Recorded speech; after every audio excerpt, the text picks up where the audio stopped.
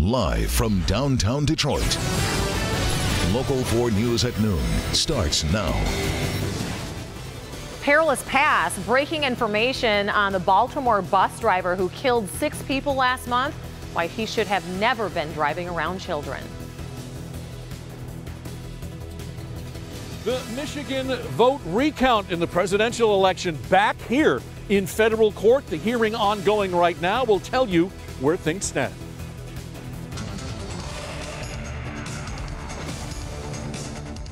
Who killed Wayne State University Police Sergeant Colin Rose? The case taking a big step back as charges are dropped against the only person in custody. I am confident that the correct suspect will be brought to justice. What is next for the case? Good afternoon, everybody. Thank you for joining us. This does top our news at noon. Wayne County Prosecutor Kim Worthy announcing that the charges against DeAngelo Davis were dropped. Officer Rose was investigating several car break-ins in an area near Wayne State University's campus when he was shot. His killer is still out there.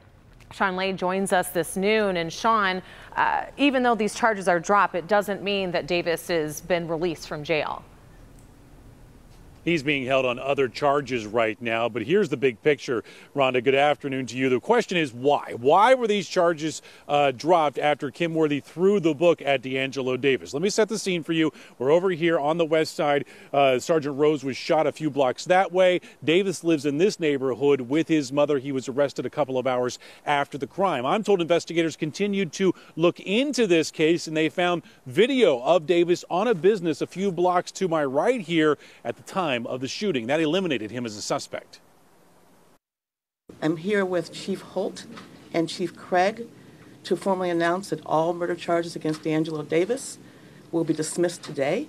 He is no longer a suspect at this time. Wayne County Prosecutor Kim Worthy refusing to take questions or give a reason why she is clearing DeAngelo Davis in the murder of Wayne State Police Sergeant Colin Rose. Police arrested Davis hours after Rose's shooting, and Prosecutor Worthy threw the book at him, charging Davis at first with first-degree murder, felony firearm charges, murder of a police officer, felon in possession of a firearm. All of those charges now dismissed. Local 4 has learned that Detroit Police homicide detectives continued to investigate the Rose shooting, and they found video of Davis in a business at the time of the shooting, eliminating him as a suspect, something Davis's mother told us from the very start. My son has not done this. He has not done this.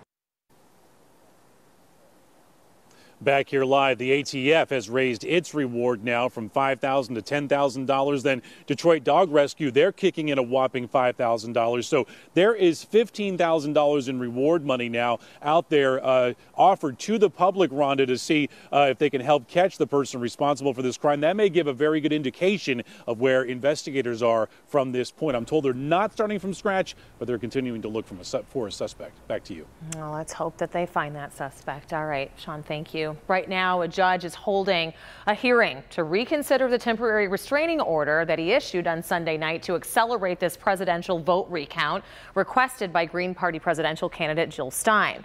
Rod Maloney joins us now live at the federal courthouse in downtown Detroit with what all this could mean for this recount process that's ongoing right now. Well, and the process may stop, but we don't know just yet where that is going. But the thing is that we've had both attorneys from both sides have been up and talking to Judge Mark Goldsmith, who was the original judge in this case back on Sunday. Now, what the state of Michigan is saying, and they're reiterating what they've been saying all along, is that Dr. Stein, Jill Stein, is not an aggrieved party, that she can't just ask for a recount because she wants one, because it won't overturn the results. Now, it's interesting, her attorney got up and said that the recount would reveal a different winner, just not Dr. Stein. And that's what they're going for. And they're also saying that, that Dr. Stein participated in an election that may have been altered by fraud. And they say the only way that this can be found to determine whether there was fraud was to go ahead and count the ballots. Now, the state is saying that she's not an aggrieved party. She can't win, that overturning the results would not change anything for her, so therefore she's not an aggrieved party. So now it's up to the judge to decide whether to dissolve the temporary restraining order. He's been asking tough questions on both sides, but the most recent questions that he was asking as I came out just a couple of minutes ago was why it is that the Stein campaign didn't do anything or try and do anything about the fraud in advance of the election. He wants to know why it is that they feel that the statute should be interpreted that way. So he had a lot of questions, and we're going to find out now whether he feels that at this point the federal government has the decision-making power to continue this recount. So we'll have to wait and see as to where that's headed, but it's been an interesting morning in court, to say the least. Reporting live downtown, Rod Maloney, Local 4. Well, this whole thing has been pretty interesting. We'll see what happens next. Thank you, Rod. We are also following breaking news from across the country, back over out west to Oakland, California, where officials have ended their recovery efforts after that deadly warehouse fire took the lives of 36 people. City officials are set to ratify a state of emergency in the area. That's scheduled for tomorrow. We are also following breaking news from Baltimore, Maryland. The NTSB has revealed that the school bus driver involved in that deadly crash had a history of seizures. 67-year-old Glenn Chappell was going nearly twice the speed limit last month when he hit a car and a city bus, killing him and 5 others. A new report reveals that he had been involved in at least 12 other crashes in the last 5 years, and because of his medical history, was not even qualified to drive a commercial vehicle. Very troubling. Later today, an Inkster father and his girlfriend are set to appear in court in connection with the death of the father's 3-year-old son. 41-year-old Aurelio Smith and 21-year-old Andrea Bracey were charged back in October with felony murder, torture, and first-degree child abuse after a medical examiner determined that Smith's son was beaten to death. Today's hearing will determine if there is enough evidence in the case for this to go to trial. And tragedy on Detroit's east side early this morning as a 1-year-old girl was found dead in a bathtub. Police say that the girl's mother turned on the bath water for her 4-year-old daughter before she fell asleep. Her mother fell asleep around 12:30. The mother woke up and found her 1-year-old daughter had drowned in the bathwater. Police are investigating. Farmington Hills Police are expected to release new information today in the case of missing woman Danielle Stislicki. The 28-year-old was last seen on Friday wearing jeans and a black zip-up shirt. Her car was left in the area of Halstead and Grand River. The family is offering a $10,000 reward for any information about her whereabouts. Police are holding a news conference on this case this afternoon. Now let's turn things over to Brandon and talk about a chilly day, but at least we're getting a little sunshine out there. And it helps, right? It does. A little bit, says the two who have been inside for the last several hours. I know it feels a little bit different if you're out and about for a while, and so we do need the hats, gloves, scarves, that kind of thing. 35, we can't get fooled by that because it's the wind. Southwest at 16. That brings our wind chill to 25, and that's pretty much where it will hang as we head through the rest of the day. Middle 30s. Some sunshine mixed with some clouds, staying breezy, those west-southwest winds.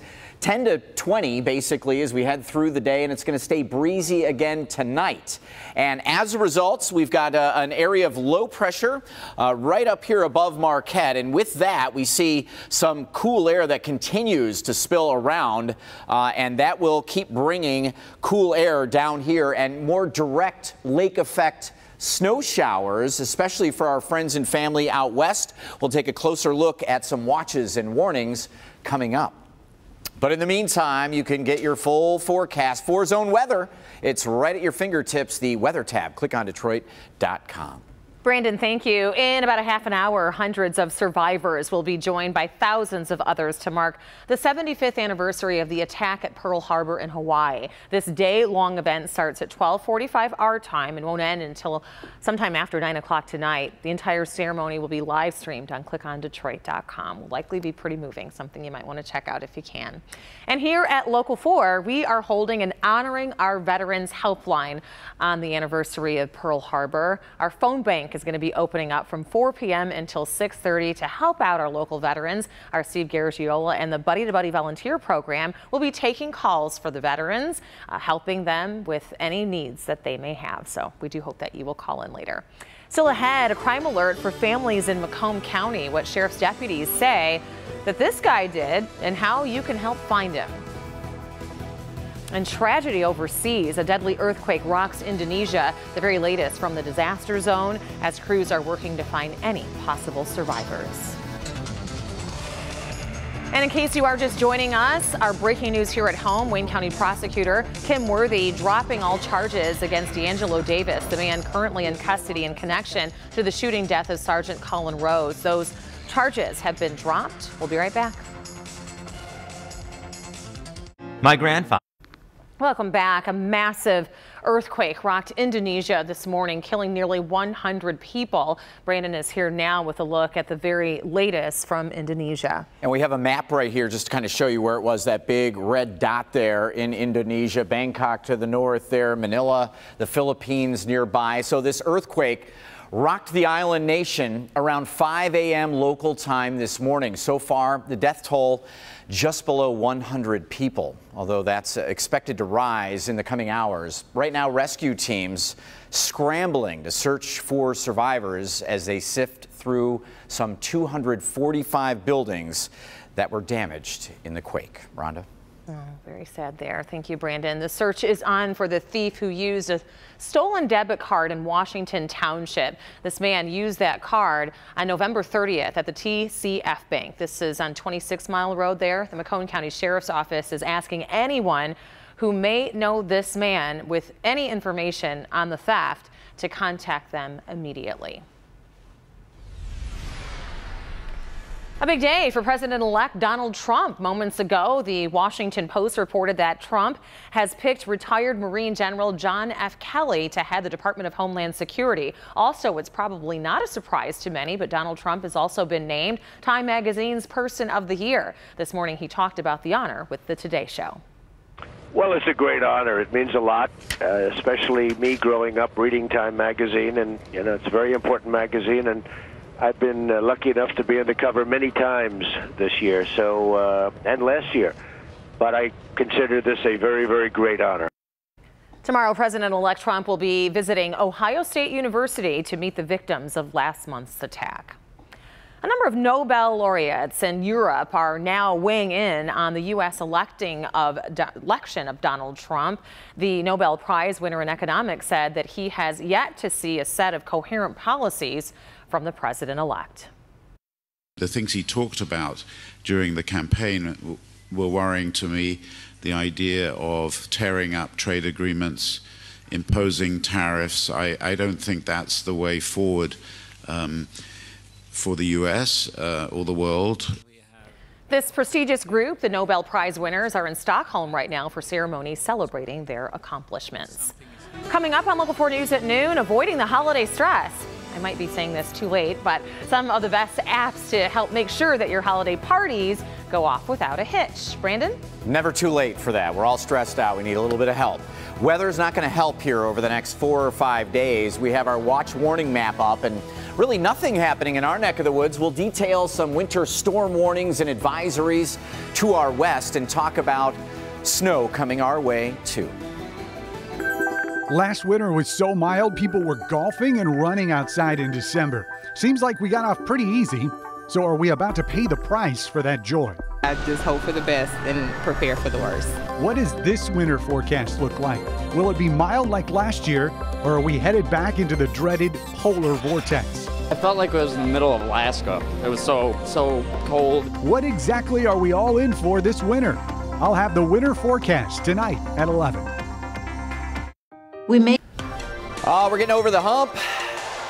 But we got over the warmer hump. Now we're getting into the cold air here, and it's going to be with us all the way through the weekend and beyond, and only getting a little bit colder. 30s, mid-30s, all 4 zones. Metro Airport, Metro Zone 35. But notice down here the wind chills. You can almost cut 10 degrees off of the air temperatures with a west-southwest wind that's 10 to about 20 miles an hour in spots. 34 Ann Arbor, feels like 23. Pontiac's 35, feels like 26. You get the idea here. Adrian 33. 30. Feels like 24. So 37, a little bit of a, you know, something that we're not really focusing on. It's more of the breezy wind chills for today. Tomorrow things start to change a little bit as the second shot of colder air comes in and lake effect snow showers start coming into play. But 25 degrees overnight, which means wind chills early on tomorrow will be in the teens. So again, one shot of cold air came in today and another one up to our north, this area of low pressure. This is the storm center. It's not a super strong one, but it is releasing cold air from the north, and a secondary cold front will also change wind direction. Instead of southwest winds, we get more west and northwest winds, and that really starts to crank up the lake effect snow machine. So much so that we have winter storm warnings right along Lake Michigan's coast here. We could see 8–10 inches of snow Thursday into Friday. These purple boxes here, Kalamazoo, Battle Creek, this is a winter weather advisory. 3 to 5, 3 to 6 inches of snow over those 2 days, and a warning to all of us driving west over Thursday and Friday and beyond. Other than that, again, not a ton different here. We will start to see some of these snow bands develop even for us, and I believe especially in our north zone we could be dealing with some accumulating snow as we get into Thursday evening. Probably our best chance at seeing a little more widespread in the lake effect snow band category, but this is really the precursor to the weekend. Saturday's okay, but right around midnight or just beyond, it's going to start snowing, and snowing pretty good. We're going to wake up to snow on the ground Sunday morning. Early to lock into this, but just know we've been watching different model data for Sunday, Rhonda, and it looks like the maybe higher end 3 to 6 inches. I'm ready, Brandon. I'm getting kind of excited. I know the kids are. All right, well, with this hectic holiday season now in full swing, a to-do list really is a must to keep everything straight and not forget anything. But fortunately, there are some pretty advanced apps that can really help us stay on track. So first up is Todoist, and the free app allows you to create tasks with due dates and allows you to share your list with family and friends. Make sure they stay on schedule too. Next is the AnyDo app. You can sync events and tasks for the day to your smartphone calendar. And finally, there is Wunderlist. This app features timed reminders so that you don't miss a thing, while also allowing for notes on each item. Now I just need a little training on how to use them. I'm low tech. All right, still ahead, lights, camera, action. Tonight, NBC's debuting Hairspray Live. A first look at the cast and crew next. Replay song. Can't wait for this tonight. I know. Right here on Local 4, NBC unveils its 4th live musical, Tony Award winner, Hairspray. And they pulled out all the stars for this one. The musical, it features so many star-studded casts. I mean, some really good actors in this. We're talking Jennifer Hudson, Harvey Fierstein, recreating his Tony-winning role as Edna Turnblad. Yes. The twist is that this live production will be moving from indoor to outdoor sets, all live, almost a third of the time. Even if something goes wrong, that will be the most exciting part. I mean, that's why it's fun that it's live. It's just such a really pleasant change of pace, I think, for everybody. Right? And I think everybody's going to be very emotional when it's over. Hairspray Live, it is scheduled for tonight, 8 p.m. And don't miss a special preview that we have for you today at 4. Hey guys, today at 4, look who's here. Hi Detroit, I'm Garrett Clayton and I'm from here, and I'm so excited to be playing Link in Hairspray Live. Only here on Local 4, don't miss it. See what happens when we go to Garrett's high school and hang out with the drama kids who talk about how crazy it is to do live television. See you today at 4 on First at 4. What do you mean? We do it every day.